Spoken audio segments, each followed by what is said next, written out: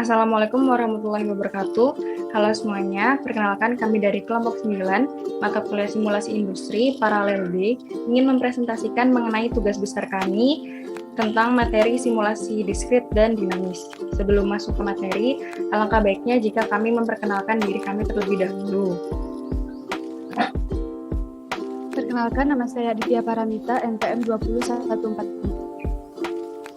Perkenalkan, nama saya Diana Widiawati dengan NPM 20145. Perkenalkan, nama saya Nura Nufaisah, NPM 20147.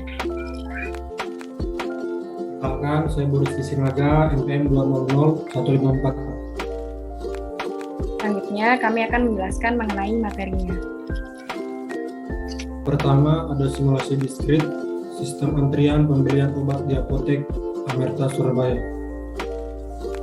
Simulasi diskrit, model simulasi diskrit adalah model simulasi yang status variabelnya berubah secara diskrit pada satu waktu tertentu. Model diskrit memiliki variabel dependen yang hanya berubah pada saat tertentu selama waktu simulasi. Untuk latar belakangnya, sering terjadi orang, barang, atau komponen harus menunggu untuk mendapatkan jasa oleh sarana pelayanan. Fenomena menunggu adalah hasil langsung dari keacakan dalam operasi sarana pelayanan. Salah satu fenomena antrian yang saat ini sering terjadi adalah antrian untuk menerima membeli obat di apotek. Antrian saat membeli obat adalah antrian yang sering sekali terjadi pada saat ini. Karena banyaknya orang yang membutuhkan obat, namun apotek yang tersedia terbatas. Hal ini berdampak pada kurang nyamannya pembeli dalam memperoleh pelayanan yang diberikan dan juga kurang maksimalnya apoteker dan petugas dalam menjalankan tugasnya karena sistem antrian yang tidak tertata dengan baik. Hal tersebut tentu saja berdampak buruk pada apotek. Oleh karena itu perlu diadakannya penelitian mengenai kondisi sistem antrian vaksinasi di apotek. Penelitian ini bertujuan untuk menganalisis kondisi sistem antrian pembelian obat di apotek melalui simulasi dengan menggunakan software Arena dalam meningkatkan pelayanan apotek pada masyarakat sehingga masyarakat dapat mendapatkan pelayanan yang lebih baik lagi dan tenaga kesehatan, apoteker, serta petugas yang bertugas juga dapat memaksimalkan pekerjaannya. Untuk proses antrian di apotek, yang pertama ada pembeli datang ke apotek, yang kedua pembeli menyerahkan resep, yang ketiga pembeli mengantri di kasir, keempat pembeli menunggu antrian, kelima kasir menghitung total, keenam pembeli melakukan pembayaran, ketujuh kasir menyerahkan obat dan nota. Untuk aktivitas pembeli datang dapatkan rata-rata waktunya 2,7 menit. Untuk aktivitas pembeli menyerahkan resep rata-ratanya 2,9 menit. Untuk aktivitas pembeli mengantri di kasir rata-rata waktunya 3,8 menit. Untuk pembeli menunggu antrian rata-ratanya 7,3 menit. Untuk aktivitas kasir menghitung total rata-ratanya 3,2 menit. Untuk aktivitas pembeli melakukan pembayaran rata-ratanya 3,2 menit. Untuk aktivitas kasir menyerahkan obat dan nota rata-ratanya 6,1 menit. Selanjutnya ada activity cycle diagram. Yang pertama pembeli datang, wait, menyerahkan resep, wait, antri kasir, wait, menunggu antrian, wait, kasir mentotal, wait, pembeli membayar, wait, kasir menyerahkan obat dan nota, dan yang terakhir adalah dispose.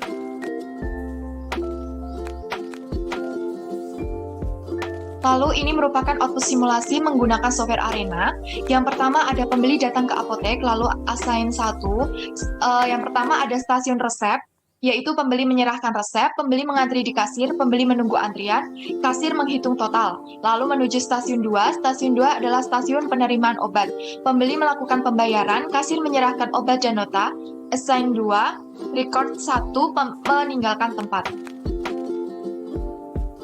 Ini merupakan tabel replikasi yang merupakan hasil dari verifikasi dan validasi didapatkan rata-rata 0,42279625 jam dan dikonversi ke menit menjadi 25,367775 dengan standar deviasi 0,0537861 jam dan dikonversi ke menit menjadi 3,22717276 dengan variansi 0,00321439 jam dan dikonversi ke menit menjadi 11,5718267 menit.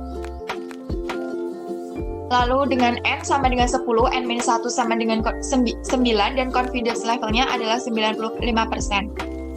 A sama dengan 1 min 95% sama dengan 5% sama dengan 0,05. Maka ZA/2 didapatkan dari tabel adalah 1,96.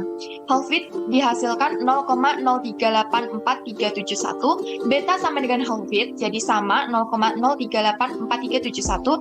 Dan dengan N aksen sama dengan 2,7425 dibulatkan menjadi 3.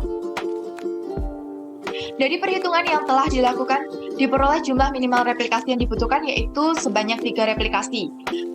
Berikut ini merupakan tabel waktu pengukuran. Pembeli pertama, total waktu pengukuran 32 menit, pembeli kedua 27 menit, dan pembeli ketiga adalah 34 menit. Lalu untuk hasil output simulasi, replikasi pertama 28,3460376 menit, replikasi kedua 28,8642828 menit, dan replikasi ketiga adalah 20,9017566 menit.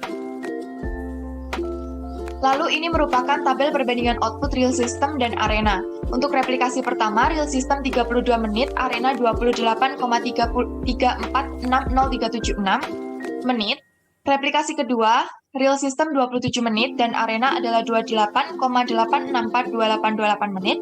Dan untuk replikasi ketiga, untuk real system adalah 34 menit dan arena adalah 20,9017566. Dengan rata-rata, untuk real system adalah 31 menit dan arena adalah 26,0373359 menit.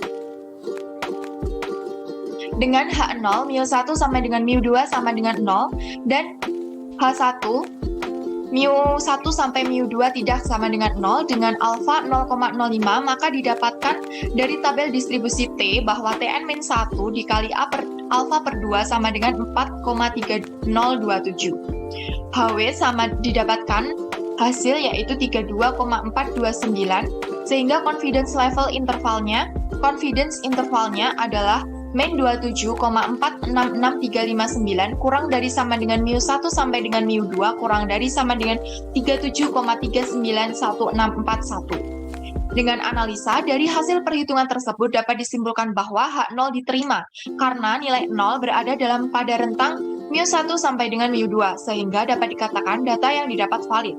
Berdasarkan hasil di atas, juga terlihat tidak ada perbedaan antara total waktu keadaan nyata dan pada output software arena.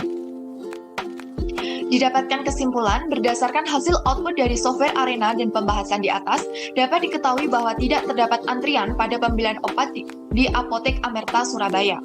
Berdasarkan hasil verifikasi dan validasi, didapat bahwa total waktu yang ada pada keadaan sebenarnya tidak berbeda jauh dengan hasil output pada simulasi arena yang telah dibuat. Hal ini membuktikan bahwa penelitian ini dapat diterapkan di lapangan langsung untuk memudahkan pekerjaan yang berhubungan dengan antrian.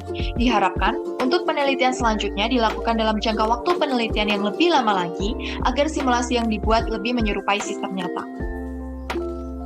Selanjutnya untuk simulasi dinamis yaitu mengenai optimalisasi ketersediaan bahan baku susu kedelai di PT Soya Farm Bekasi. Pengertian dari simulasi dinamis sendiri adalah metode yang dapat difungsikan sebagai pembentuk struktur dan perkiraan perilaku juga umpan balik sistem dalam bentuk terpadu. Metode ini sudah dipakai peneliti terdahulu dalam membentuk pemodelan sebuah pengelolaan air dari aspek kualitas maupun kuantitas. Kemudian untuk latar belakang yang kami ambil yaitu PT Soya Farm merupakan perusahaan yang bergerak di dalam bidang produksi susu kedelai. Perusahaan ini menerapkan produksi make to stock dengan permintaan konsumen yang fluktuatif dan tidak menentu. Dengan kemampuan yang dimiliki, untuk setiap bulannya, perusahaan belum tentu dapat memenuhi permintaan para konsumen, maka dari itu PT Soya Farm Utama berusaha untuk memenuhi permintaan konsumen dengan mengubah kapasitas produksi dan memanfaatkan tenaga kerja yang dimiliki. Namun, yang menjadi permasalahan di dalam perusahaan ini adalah banyaknya variabel dalam sistem yang terlibat dalam perencanaan kapasitas produksi. Dengan adanya interaksi antar variabel dalam sistem, maka langkah awal untuk menyelesaikan permasalahan ini adalah diselesaikannya untuk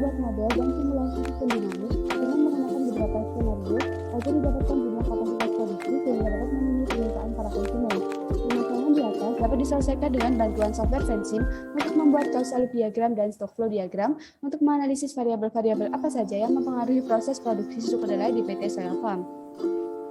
Untuk tahap pengumpulan datanya, yang pertama ada data total ketersediaan bahan baku susu kedelai dari tahun 2022 sampai 2027. Yang kedua, data peningkatan permintaan. Yang ketiga, data pemberian pupuk. Yang keempat, data luas lahan. Yang kelima, data cuaca buruk. Yang keenam, data banyaknya hama. Yang ketujuh, data kesuburan tanah. Yang kedelapan, data penurunan permintaan. Yang kesembilan, data peningkatan bahan baku susu kedelai. Yang kesepuluh, data jumlah permintaan. Yang kesebelas, data hasil panen. Dan yang 12, data gagal panen. Untuk tabel total ketersediaan bahan baku susu kedelai dari tahun 2022 sampai 2027 diperoleh nilai rata-rata 1.883,33 dengan komoditi hasilnya 362,67. Dan berikut ini adalah total diagramnya di mana hasil panen itu dipengaruhi oleh luas lahan, kesuburan tanah dan pemberian pupuk. Untuk gagal panen dipengaruhi cuaca buruk dan hama.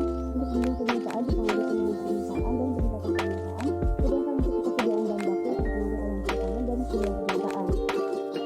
Berikut ini adalah verifikasi dan validasi di mana pada validasi total ketersediaan bahan baku susu kedelai dengan nilai rata-rata realnya 1.883,33 sedangkan untuk simulasinya yaitu 2083,33 dan untuk nilai standar deviasi pada data real itu 762,67 sedangkan untuk simulasinya yaitu 783,36. Dengan berdasarkan persen error dari rata-rata data empiris dan data optimasi simulasi nilai SAT-nya yaitu 10,62% dan berdasarkan persen error dari data empiris dan data optimasi nilai idealnya yaitu 2,71%. Dan berikut ini adalah stock flow diagram di mana peningkatan permintaan dipengaruhi oleh persentase peningkatan, dengan permintaan dipengaruhi oleh persentase penurunan, dan juga permintaan itu dipengaruhi oleh peningkatan permintaan dan penurunan permintaan. Kemudian pada hasil panen itu dipengaruhi luas lahan, tanah subur, serta pemberian pupuk dan obat. Sedangkan untuk daerah gagal panen itu dipengaruhi oleh cuaca buruk dan minus tanah. Untuk ketersediaan bahan baku sendiri itu dipengaruhi oleh hasil panen, jumlah permintaan, dan daerah gagal panen. Kemudian kita masuk ke output simulasi. Untuk skenario 1 dapat dilihat grafiknya sebagai berikut dengan analisa bahwa ketersediaan bahan baku susu kedelai mengalami peningkatan pada selama waktu 6 tahun dari 2022 hingga 2027. Kemudian untuk T2PET-nya dapat dianalisa bahwa ketersediaan bahan baku mengalami peningkatan yang tidak stabil pada selama waktu 6 tahun, yaitu pada tahun 2022 sebesar 2.000 ton, 2023 1.500 ton, 2024 1.400 ton, 2025 1.700 ton, 2026 2.400 ton, dan 2027 sebesar 3.500 ton. Kemudian untuk skenario 2 ini terdapat peningkatan permintaan, sehingga untuk grafiknya dapat dianalisa bahwa ketersediaan bahan baku susu kedelai mengalami peningkatan pada selama waktu 6 tahun.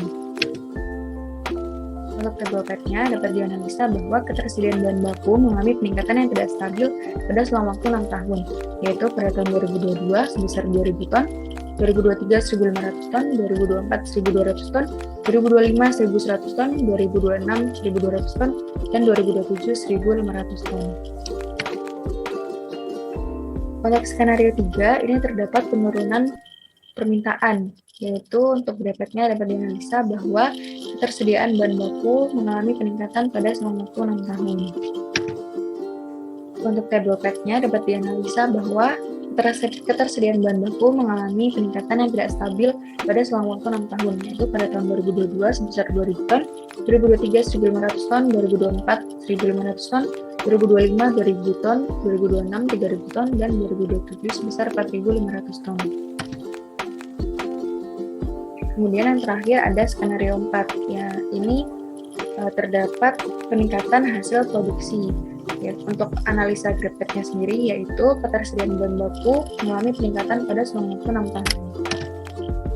Untuk grafiknya dapat dianalisa bahwa ketersediaan bahan baku mengalami peningkatan yang tidak stabil selama waktu 6 tahun, yaitu pada tahun 2022 sebesar 2.000 ton, 2023 1.700 ton, 2024 1.900 ton, 2025 2.600 ton, 2026 3.800 ton, dan 2027 sebesar 5.500 ton. Sehingga dapat disimpulkan berdasarkan hasil output dari software Vensim, diketahui bahwa skenario terbaik yang bisa diterapkan perusahaan adalah dengan skenario 4, yaitu menambah jumlah pupuk yang awalnya 2.099 ton menjadi 3.099 ton. Karena pupuk merupakan kebutuhan pokok bagi tanaman kedelai, Selain itu karena pada skenario 4 ketersediaan bahan baku yang ada dari tahun 2022 dan hingga 2027 selalu melebihi jumlah permintaan yang masuk ke perusahaan. Kemudian berdasarkan hasil verifikasi dan validasi, didapat bahwa total ketersediaan bahan baku susu kedelai yang ada pada keadaan sebenarnya tidak berbeda jauh dengan hasil output pada software fencing, sehingga membuktikan bahwa penelitian ini dapat diterapkan di lapangan langsung untuk menggunakan pekerjaan yang berhubungan dengan produksi. Selanjutnya di sini saya akan mencoba untuk running program dari software Arena. Yang pertama klik run, lalu setup. Untuk project parameternya semua dicentang. Untuk replication parameternya number of replikasinya adalah 10 karena kan ada 10 data. Lalu klik OK dan klik run dan go.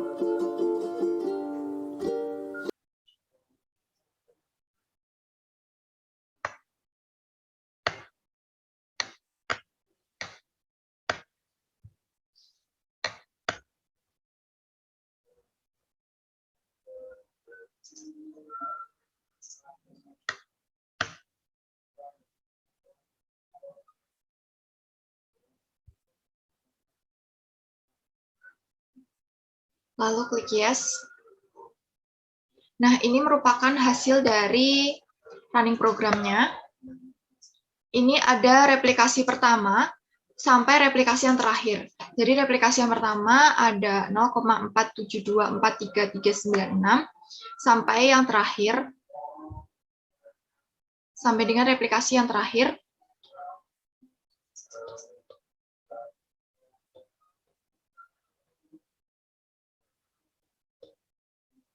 Dan berikutnya data akan diolah seperti yang sudah dijelaskan tadi. Selanjutnya ini merupakan software diagram dari studi kasus yang kami ambil, di mana nilai presentasi peningkatannya 0,1, peningkatan permintaannya yaitu dipengaruhi oleh presentasi peningkatan dikali 1000, kemudian presentasi penurunannya itu 0,5, dan untuk penurunan permintaan itu presentasi penurunan dikali dengan 1000. Di jumlah permintaan itu yaitu peningkatan permintaan dikurangi penurunan permintaan dengan initial value-nya itu 2000. Kemudian untuk luas lahan itu nilainya 0,5 dikali 2099. Untuk tanah suburnya 0,3 dikali 1099. Untuk pemberian pupuk dan obat itu 0,2 dikali 3099. Kemudian di hasil panen itu luas lahan ditambah pemberian pupuk dan obat ditambah juga dengan tanah subur. Kemudian untuk cuaca buruknya yaitu 0,4 dikali 299. Untuk banyaknya hama yaitu 0,6 dikali 299. Dan di sini ketersediaan bahan bakunya yaitu hasil panen dikurangi daerah gagal panen, dikurangi jumlah permintaan dengan initial value-nya 2000. Kemudian setelah itu di run program.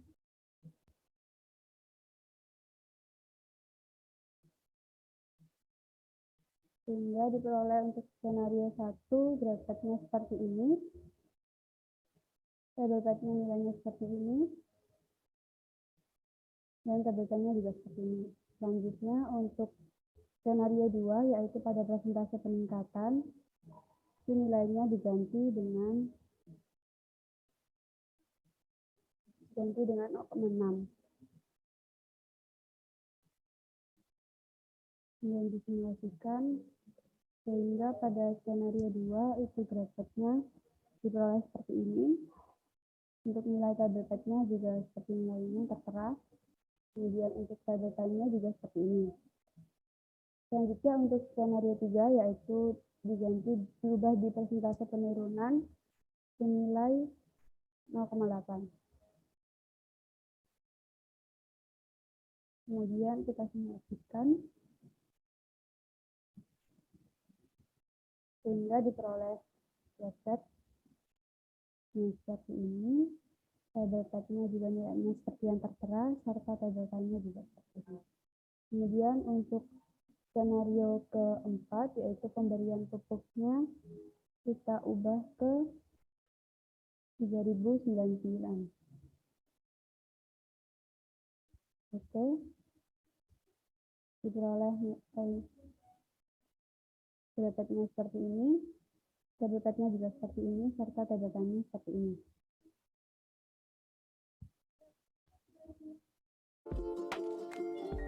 Sekian presentasi mengenai tugas besar kami. Kurang lebihnya mohon maaf. Wassalamualaikum warahmatullahi wabarakatuh.